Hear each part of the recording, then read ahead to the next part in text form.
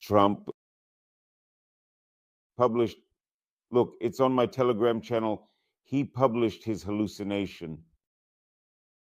He showed how he sees the Gaza Strip, how he sees it as a resort, how he sees it as a paradise on earth, a paradise, of course, adorned with gold-plated Trump statues,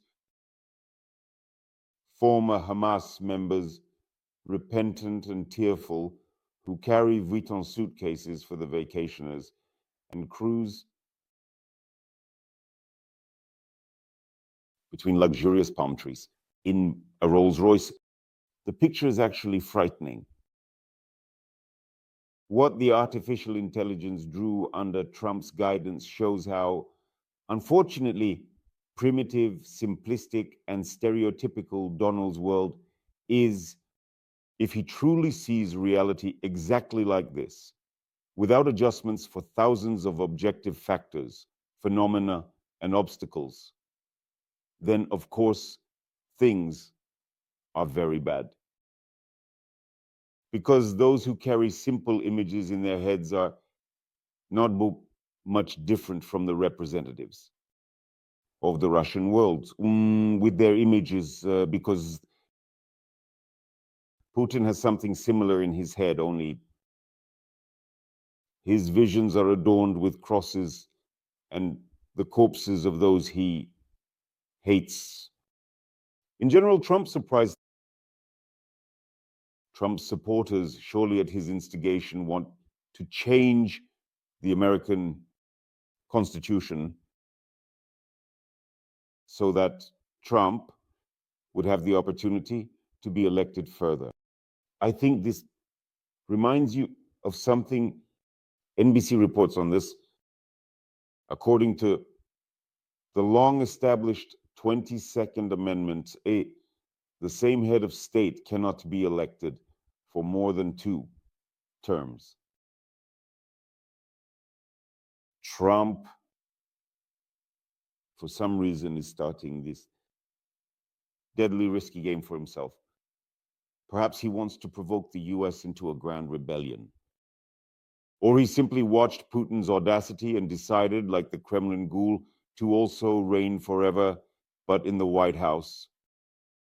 Technically, of course, he is acting correctly with the Constitution, because establishing a full-fledged dictatorship is impossible in 1 term or even in 2 terms, but with a little break, because this coitus interruptus, pardon me, interrupted act of power allows various democratic institutions and laws to recover and revive.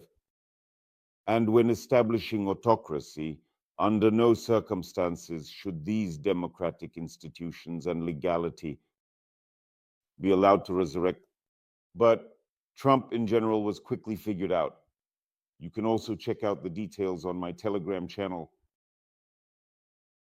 Although we remember that Putin, for example, took a little break, but he indeed took this little break in his reigns to weave a web of corruption and poison to weave and repair the old fragments of this web, rightly reasoning that serving evil does not tolerate haste and all vile things must be grand.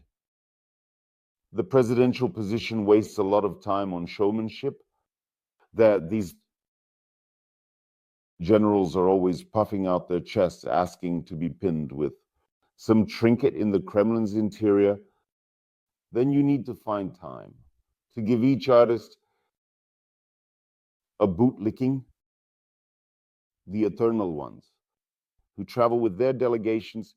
Then there's the ridiculous shaking of breasts in the taiga with Shoigu. In general, Morocco, of course, is terrible.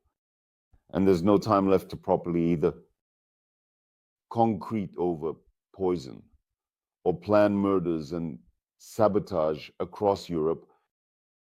Personally, distribute salaries into suitcases, payments to various Hungarian, Slovak sycophants. But unlike Trump, Putin had Medvedev, who could be put on a very, very reliable leash to guard the Kremlin's den. But back then, Indeed, Putin took a little break, and Trump doesn't have such an opportunity because every subsequent president still starts with disinfection. Biden, for example, without scandals and much publicity, was, figuratively speaking, mopping up the puddles left by Trump for almost half a year. Nevertheless, Trump is not planning to stop only at changes to the Constitution. The idea has already arisen to introduce a 250 banknote dollars with a portrait of Trump, with the likeness of the Reverend and all-merciful Trump. For establishing a dictatorship, this is a necessary and correct step, but again, it can ruin everything. Excessive haste, because the main global, true, genuine, great capital of the USA is not the dollar. Neither the dollar mass, nor American science, nor space, nor the CIA, but rather the reputation as a bastion of freedom. And if this reputation is annulled, nothing will remain of the United States. And as you know, on current living dollars, you cannot place portraits of acting, living presidents or other individuals, and yet apparently there are already sycophants who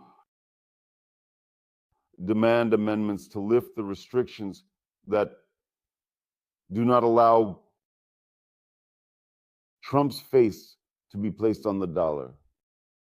Overall, things are even worse because the new cabinet of ministers in the USA began its first working day with one of the ministers reading a prayer and thanking God for Donald Trump. Even the State Duma did not arrange such a thing, despite